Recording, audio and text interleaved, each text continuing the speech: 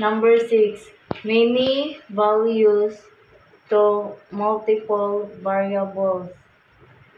ID, course, GPA.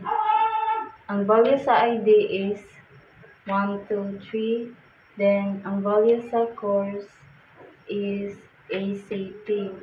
Then, ang sa GPA is 1.75. So, print, ID, course, GPA.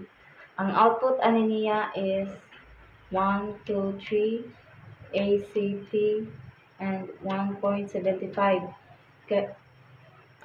Value sa ID. Ang value sa ID is 1, 2, 3. Then, ang value sa course is ACT. Then, ang sa GPA is 1.75.